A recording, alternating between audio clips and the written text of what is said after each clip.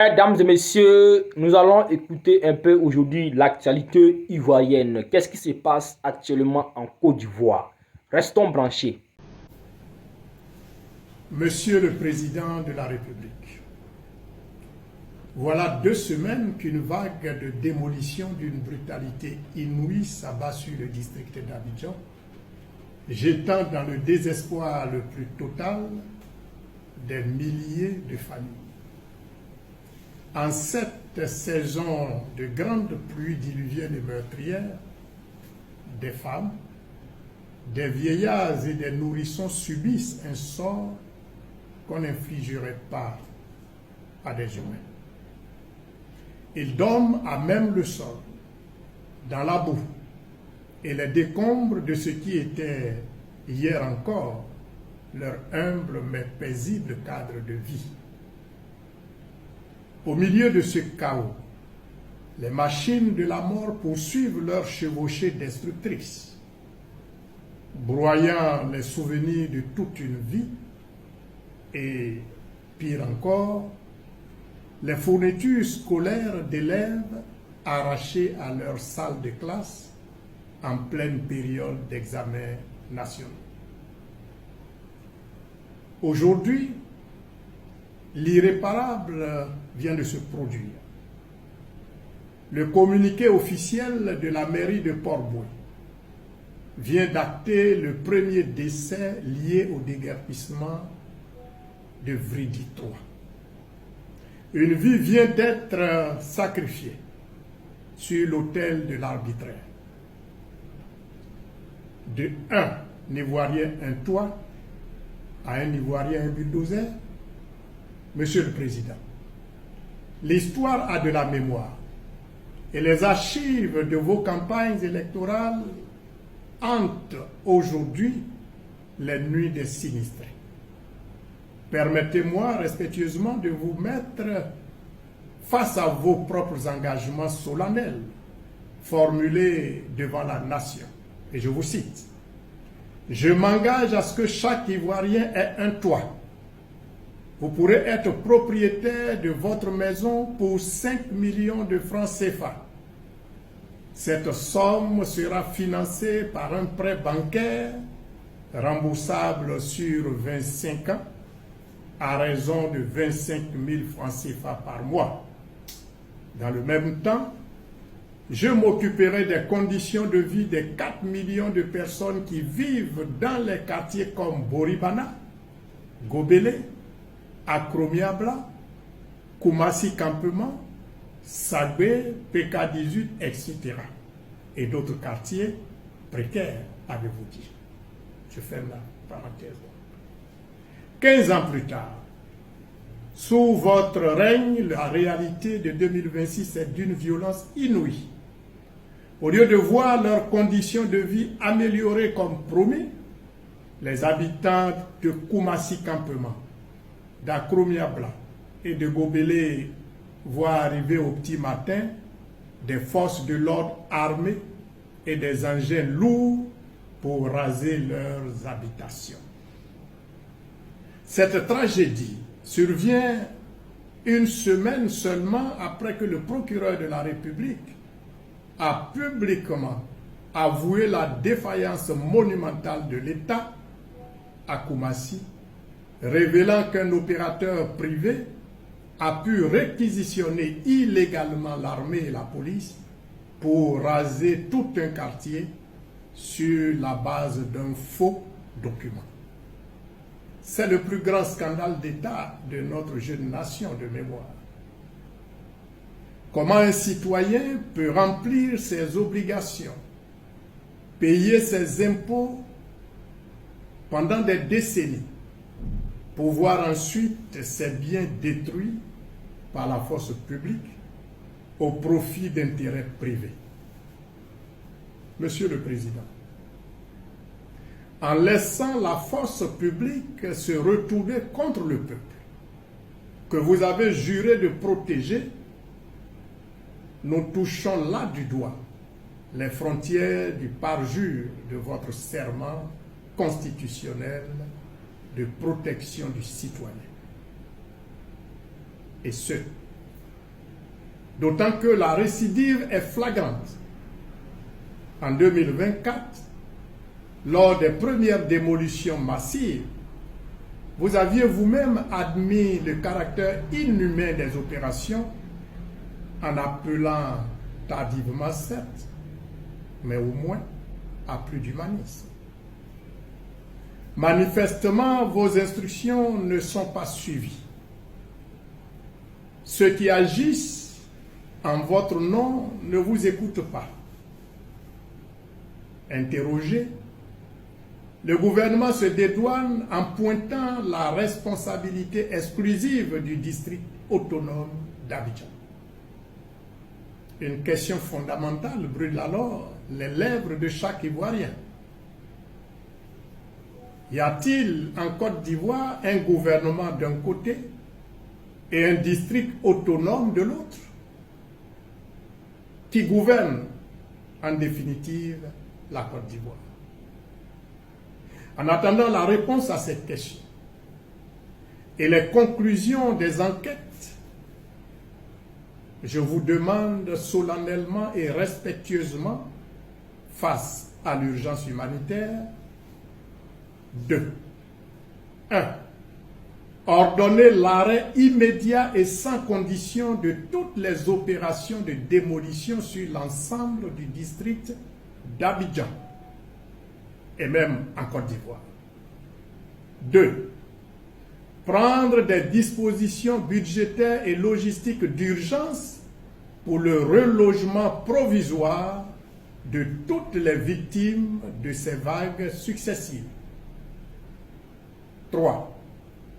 Engager immédiatement les travaux de reconstruction des cadres de vie illégalement détruits sur les sites mêmes des sinistrés, car il n'est pas question d'attribuer ces terres d'origine à d'autres bénéficiaires.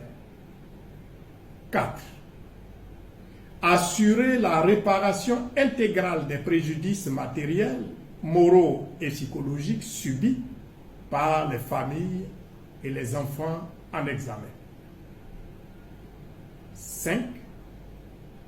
Mettre en place une commission d'enquête indépendante pour établir toutes les responsabilités administratives et tirer toutes les conséquences juridiques et politiques qui s'imposent. On ne bâtit pas l'émergence d'une nation sur les larmes, le sang et les tombes de ses propres enfants. Il est temps, Monsieur le Président, de remettre l'humain et le droit au centre de la République. Camarades d'Afrique et le Côte d'Ivoire, citoyens du monde, mes chers frères et sœurs, peuple du Liptako Gouma, frère Yoromani, il faut sauver les planteurs de Côte d'Ivoire. Les informations que nous entendons ici, les révélations que nous entendons ici, font froid dans le dos. Figurez-vous que de 2016 à aujourd'hui 2026, 3 individus, à savoir Koulibaly Sangafoua, Adjoumani Kobena et Yves Vraiment Koné, ont volé aux planteurs de Côte d'Ivoire 1700 milliards de francs CFA. Il y a bien 3 individus ont volé aux planteurs de cacao de Côte d'Ivoire 1700 milliards de francs CFA en 10 ans. Et comme si cela ne suffisait pas, il paraît que Draman Ouattara a décaissé de l'argent pour aller enlever 100 000 tonnes de cacao qui est stocké dans les magasins des planteurs. L'argent là, les 100 000 tonnes là, ça a disparu. Ils ont détourné. Donc les planteurs sont là, ils ont leur reçu, ils n'ont pas le jeton. le jeton a été décaissé, le jeton a disparu en route. Frère, on va écouter cette vidéo et puis on va décortiquer point par point. On est parti. Mais depuis 2016 et aujourd'hui, ce système de prix garanti qu'on appelle vente anticipée par anticipation permettent les gestionnaires d'épargner chaque année, d'épargner, comme on appelle ça, 170 milliards épargnés par an, c'est-à-dire en cas de baisse de prix pour qu'on puisse prendre ça pour faire une compensation. Mais de 2016 en 2026, ça fait 10 ans. Si tu multiplies 170 milliards par 10 ans, ça te fait 1700 milliards. Mais malgré, comme on appelle, contre toute entente, les premiers chocs qu'on appelle la baisse du prix, le système n'a pas déclenché. Le système n'a pas... Excusez-moi, mais l'État ivoirien a bien honoré sa promesse d'acheter les 100 000 tonnes. Les 100 000 tonnes, nous saluons quand même. Nous saluons l'État ivoirien d'avoir quand même réduit la perte des paysans. Parce que 120 000 tonnes identifiées, s'ils ont reçu à enlever effectivement 100 000 tonnes, ça peut soulager un peu un certain groupe de paysans. Mais vous voyez aussi que la gestion de cet argent pose problème. Vous voyez à la télévision chaque jour entre les gestionnaires et OIA qui disent que cet argent a été détourné. Bon, les stocks inventés encore entre les mains des producteurs. Pendant l'argent de 102 000 tonnes est passé où? Voilà la question, on dit que nous on s'interroge et qu'on n'a pas encore répondu jusqu'à ce jour. Merci infiniment. Vous avez entendu, chers camarades d'Afrique. 100 000 tonnes de cacao, l'argent a été décaissé, mais on ne sait pas où l'argent est passé. En tout cas, les planteurs ont encore leur reçu dans leurs mains. Ils n'ont pas encore le guet. Frère, non. C'est-à-dire qu'à un moment donné, on doit quand même humainement avoir honte de voler. Humainement, on doit souvent avoir, même si tu es un voleur, ton patron qui t'a mis là était un voleur. C'est-à-dire que toi-même tu es venu pour voler. Mais souvent il faut t'asseoir et puis réfléchir. C'est-à-dire que réaliser la souffrance des gens et dire, ah quand même, je ne veux pas voler. Et depuis 2016, qui font la vente par anticipation. C'est-à-dire que eux, ils vendent le cacao aux grands acheteurs, aux grands groupes sur le marché international. Donc, ils encaissent le jeton. Parce que la Côte d'Ivoire vend environ 2 millions de tonnes de cacao par an. Donc, eux, ils encaissent le jeton de 2 millions de tonnes. Donc, quand la campagne démarre, ils donnent le prix bord champ en fonction de l'argent qu'ils ont récupéré et ils font passer le jeton à travers le conseil café cacao qui à son tour fait un dispatching sur le terrain pour ramener le cacao parce qu'ils ont organisé les planteurs en coopérative tout ça. Donc ils envoient l'argent et puis le cacao arrive maintenant. Toi Kajil, tu as donné telle somme, voici ton cacao. Toi Tant, tu as donné telle somme, voici ton cacao. Donc c'est comme ça qu'ils font selon eux. Et en même temps, ils mettent de côté 170 milliards par an. Comme ça, même s'ils ont déjà donné le prix du bord champ et que après l'annonce du prix bord champ, même si le prix chute sur le marché international, eux, ils ont les 170 milliards pour garantir toujours, pour amortir le choc de la baisse du prix. C'est-à-dire que ça ne va pas atteindre les planteurs. Et ils vont gérer ça à leur niveau avec les 110 milliards, les 170 milliards qu'ils mettent de côté par an dans l'argent des planteurs.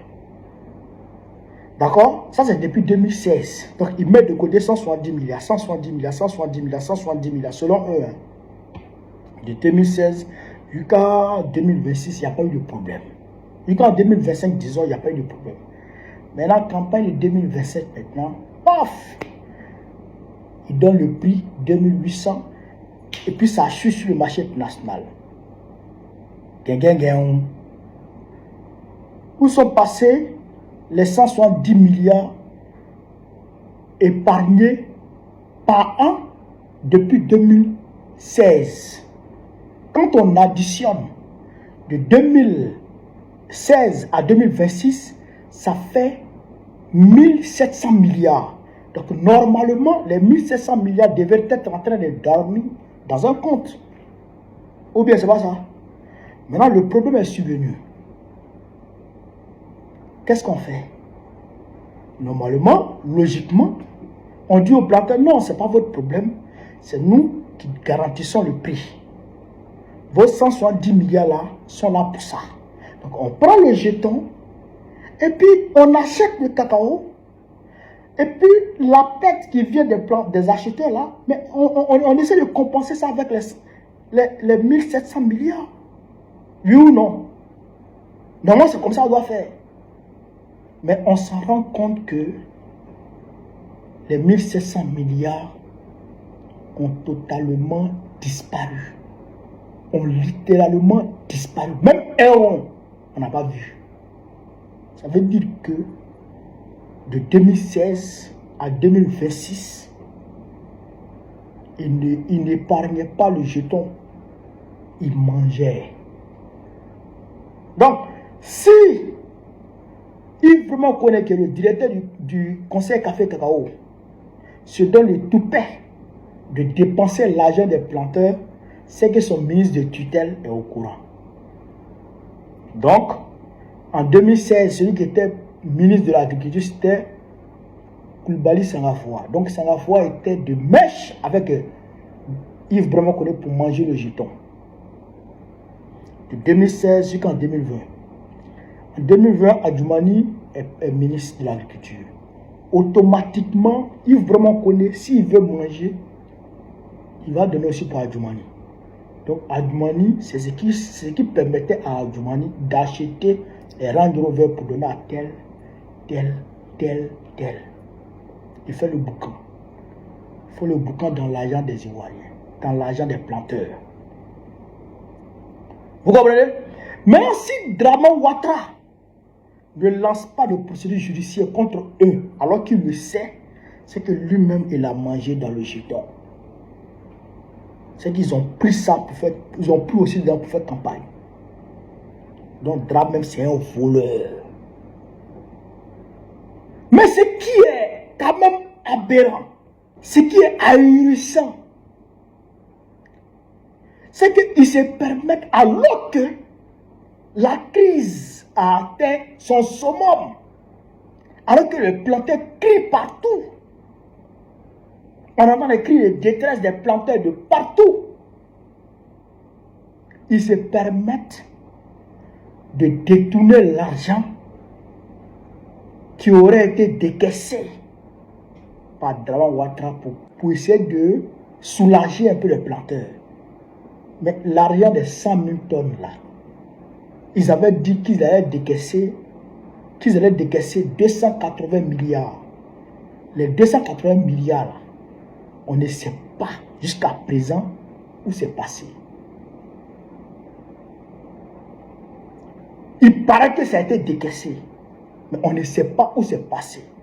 Est-ce que Bruno Nabagné Koné a pris le jeton pour se partager le jeton avec Yves Brahma Koné toujours? Ou bien qu'est-ce qui se passe? On ne sait pas. Frère, c'est fort. C'est honteux. C'est humiliant. Si on ne se lève pas ensemble, je dis bien ensemble, si on ne se lève pas ensemble pour chasser ces gens-là, je l'ai dit quand la crise du cacao a commencé, je l'ai dit ça n'a pas commencé, ça va s'empirer. Africain Intelligence dit que Draman Ouattara est en train de chercher les solutions par tous les moyens. Ils sont chercher crédit. pour venir payer cacao. Mais crédit, il a eu là. Il a donné les jetons. Ils ont mangé. Ils ont mangé. Ils ont tourné les jetons en route. Frère, 1700 milliards. 3 individus. 1700 milliards. C'est-à-dire que dans 1700 milliards, tu peux construire 2 CHU à Séguéla. Tu construis 2 universités. C'est que tu frappes, tu tapes autoroute de Daloa jusqu'à Kani en passant par Séguéla. Tu crées entreprise. Et puis l'argent là, il y a monnaie. 1700 milliards. C'est combien d'hôpitaux en Côte d'Ivoire? Combien d'hôpitaux? C'est combien de salles de classe? C'est combien de CHU? C'est combien d'universités? C'est combien d'entreprises de créer? Mais 3 individus ont mangé ce jeton-là. Et puis ils sont là. Et puis il n'y a rien. Et ils se donnent encore le toupet de détourner les 280 milliards qui devraient aller soulager une partie des planteurs. Ils ont mangé ça encore. Frère, on va pas se lever. On va pas se lever. En tout cas, moi, il a dit pour moi. Si je vive l'Afrique libre, vive le panafricanisme, vive tous les peuples africains, vive l'AES. Babo président du Côte d'Ivoire très prochainement, Inch'Allah. La famille, je suis assis tranquillement dans mon coin, j'apprends que Tene Brahima Ouattara dit que lui, il veut reprendre une coopération militaire entre la Côte d'Ivoire, le Burkina Faso et le Mali. C'est-à-dire quoi? Lui veut travailler sur le plan sécuritaire avec le Burkina Faso, le Mali. Ça dit quoi? Ils ont essayé par plusieurs moyens de rentrer sur le territoire burkinabé pour faire un coup d'État au président Ibrahim Traoré ainsi qu'au président Assimi Goïta, et ils ont échoué. Et comme ils ont échoué, maintenant, ils veulent se jouer les malins. Ils sont prêts à approcher le gouvernement de l'AES pour essayer de travailler avec le Mali, le Burkina Faso sur le plan sécuritaire. Parce que ils n'arrivent pas. C'est-à-dire, la vérité est que ils cherchent en ce moment comment faire pour déstabiliser le Burkina Faso, déstabiliser le Mali. Ils n'arrivent pas. Ils ont essayé avec la force. Ils n'arrivent pas. Donc maintenant, ils veulent aller doucement. Alors, chers frères, ils vont dire que c'est le soldat qui a fabriqué. Ce n'est pas moi, c'est les journaux torchons là. On va lire ensemble, chers frères, chers camarades. Et le journal a publié ça il y a 7 heures. Tene Birahima Ouattara affirme que la Côte d'Ivoire est prête à reprendre une coopération sécuritaire avec le Mali et le Burkina Faso. En marge d'un déplacement en France où il participe au salon Eurosatori consacré aux industries de la défense, le vice-premier ministre affirme qu'Abidjan est prête à reprendre sa collaboration sécuritaire avec Bamako et Ouagadougou depuis Paris. Depuis Paris. Je ne vais pas lire le reste parce que si je lis là, mon cœur risque de s'exploser. Parce que mon cœur est chaud. Chers frères, chers camarades, peuple de Côte d'Ivoire, peuple du Burkina Faso, peuple du Mali, c'est foutaise. C'est foutaise. Moi, s'il y a un conseil à vous donner, là, dites à ce monsieur que vous avez compris. Invitez-le au Burkina Faso ou au Mali. Invitez-le. Quand il arrive là, mettez bras sur lui. Mettez bras sur lui et puis foutez-le dedans. Comment tu peux aller t'asseoir dans la maison de quelqu'un qui finance les terreaux à déstabiliser le Burkina Faso, à déstabiliser le Mali, sachant que toi-même tu participes à cette déstabilisation-là. Et puis toi, tu vas venir t'asseoir devant nous pour nous dire que toi, tu veux travailler avec les gens que tu es en train de déstabiliser. C'est quoi cette sorcellerie-là? C'est quoi cette sorcellerie où toi-même tu es en train de déstabiliser quelqu'un et tu lui envoies un message pour dire que tu sais, en ce moment-là, il y a trop de terreaux dans ton pays, hein, ils sont en train de rentrer sur le territoire, ils font du n'importe quoi. Moi, je suis prêt à t'aider. On va sécuriser ton pays ensemble. Sachant que c'est toi-même qui est derrière la déstabilisation. Toi, tu dis que toi, venir nous aider. Mais les gars, c'est une occasion qu'on n'y rate pas. La dernière fois, il est venu au Burkina Faso, vous l'avez laissé rentrer en Côte d'Ivoire. Vous voyez ce qui se passe aujourd'hui. Ils sont en train d'attaquer le peuple du Burkina Faso. Ils sont en train de déstabiliser le Burkina Faso. Peuple burkinabé, invitez-le. Les autorités burkinabé, invitez-le. Il n'a qu'à venir au Mali. Ou bien il n'a qu'à venir au Burkina Faso. Et puis mettez bras sur lui. Mettez bras sur lui. Vous avez les preuves que ce gars-là participe à la déstabilisation de l'AES. Vous avez les preuves de ça. Et moi, je sais. Si moi j'ai les preuves, c'est que vous avez plus que preuves. Vous avez la confirmation. Invitez-le. Et puis mettez bras sur lui. Chers frères, chers camarades, il y a les Djenzin.